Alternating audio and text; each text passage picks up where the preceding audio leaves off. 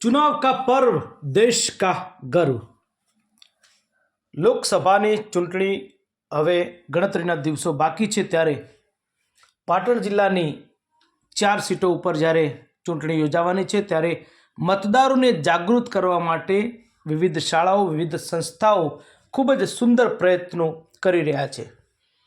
ખાસ કરીને યુવાન મતદારોને જાગૃત કરવા માટે પ્રેરણા આપવા માટે વિવિધ રીતે પ્રોત્સાહિત કરવામાં આવે છે। ત્યારે આજરોજ રંગોળી દ્વારા મતદાર જાગૃતિ કાર્યક્રમ પાટણ જિલ્લામાં યોજાયો હતો, જેમાં ખાસ કરીને સરસ્વતી તાલુકામાં આવેલ ડાયનાસોર પાર્ક એટલે કે રિજિયોનલ સાયન્સ સેન્ટર મુકામે આજે રંગોળી દ્વારા મતદાન જાગૃતિ કાર્યક્રમનું આયોજન કરવામાં આવ્યું હતું। ખાસ કરીને બીઆરસી કોઓર્ડિનેટર શ્રી દિલીપભાઈ નાઈ સાહેબ વિશેષ હાજર રહી તમામ રંગોળી એમને નિહાળી હતી અને રંગોળી બનાવનાર તમામ નાના નાના ભૂલકાઓ એમના માર્ગદર્શક શિક્ષકોને પ્રોત્સાહન પણ આપ્યું હતું।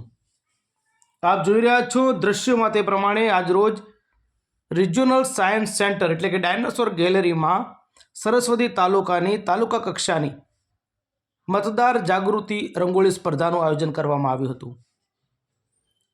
બાળકોએ સુંદર મજાની રંગોળી બનાવી હતી। વિવિધ સરકારી પ્રાથમિક અને સરકારી માધ્યમિક શાળાના બાળકોએ ભાગ લીધો હતો।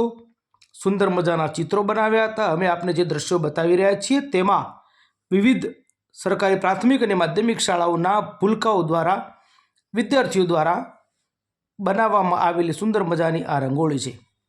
આ રંગોળી દ્વારા એક પ્રેરણાત્મક સંદેશ આપવામાં આવ્યો છે, મતદારોને જાગૃત કરવામાં આવ્યા છે।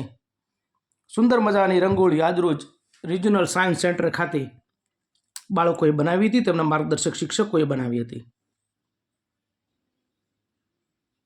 લોકસભાની ચૂંટણી નજીકમાં જ છે ત્યારે વધુમાં વધુ મતદાન થાય, 100% મતદાન થાય તેવા પ્રયત્નો કરવામાં આવી રહ્યા છે। ખાસ કરીને સરસ્વતી તાલુકામાં આપ જોઈ રહ્યા છો તે પ્રમાણે સુંદર પ્રયત્ન કરવામાં આવ્યો છે, મતદારોને જાગૃત કરવામાં આવે છે અને વધુમાં વધુ એટલે કે 100% સુધી મતદાન થાય તેવા પ્રયત્નો કરવામાં આવ્યા હતા। N4 ન્યૂઝ આપને બતાવી રહ્યું છે સરસ્વતી તાલુકામાં યોજાયેલ રંગોળી દ્વારા મતદાર જાગૃતિમાં જે પ્રયત્ન કરવામાં આવે છે તે અમે આપને બતાવી રહ્યા છીએ। જો અમારો આ વિડીયો તમને પસંદ આવ્યો હોય તો અમારી ચેનલને લાઇક, શેર અને સબસ્ક્રાઇબ કરવા માટે વિનંતી છે। શિક્ષણ જગતના તમામ સમાચાર અમે આપને બતાવતા રહીશું। Thank you.